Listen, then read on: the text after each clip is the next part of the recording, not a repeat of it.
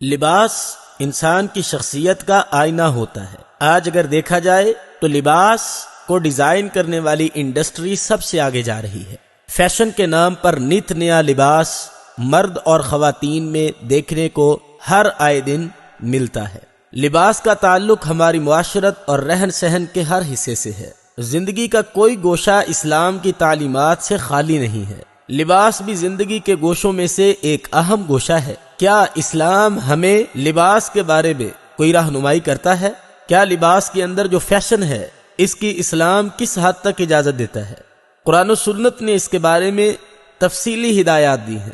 شریعت نے کوئی خاص لباس مقرر کر کے اور اس کی شکل و صورت بنا کر یہ نہیں کہا کہ ہر آدمی کے لیے ایسا لباس پہننا ضروری ہے، لہذا جو اس شکل و صورت سے ہٹ کر لباس پہنے گا وہ مسلمان ہونے کے خلاف ہے۔ ایسا اس لیے نہیں کیا کہ اسلام دین فطرت ہے اور حالات کے لحاظ سے، مختلف ممالک کے لحاظ سے، وہاں کے موسموں کے لحاظ سے، وہاں کی ضروریات کے لحاظ سے لباس مختلف ہو سکتا ہے۔ کہیں باریک، کہیں موٹا، کہیں کسی وضع کا، کہیں کسی حیت کا لباس اختیار کیا جا سکتا ہے، لیکن اسلام نے لباس کے بارے میں کچھ بنیادی اصول عطا فرمائے ہیں۔ لباس جیسا بھی ہو ان اصولوں کے مطابق ہوگا تو لباس ٹھیک ہے۔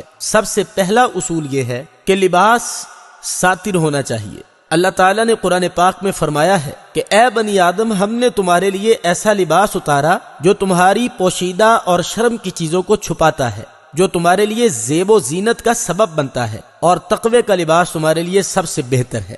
یعنی لباس ساتر ہو تو گویا لباس کا سب سے بنیادی مقصد ستر عورت یعنی شرمگاہ کو چھپانا ہے۔ مردوں میں ستر کا حصہ جس کو چھپانا ہر حال میں ضروری ہے وہ ناف سے لے کر گھٹنوں تک ہے، اور اس حصے کو کھولنا بلا ضرورت جائز نہیں، علاج وغیرہ کی مجبوری میں تو جائز ہے۔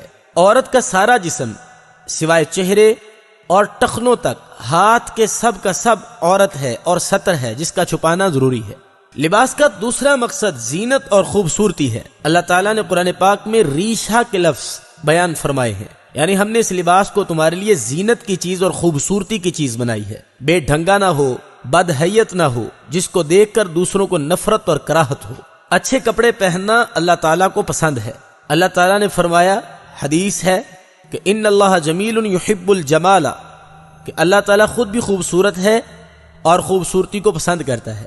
لباس کا تیسرا اصول یہ ہے کہ انسان ایسا لباس پہننے سے بچے کہ جو کسی غیر مسلم قوم کا خاص شعار ہو، خاص نشان ہو۔ رسول اللہ صلی اللہ علیہ وسلم نے فرمایا کہ جس نے جس قوم کی مشابہت کی وہ انہی میں سے ہوگا۔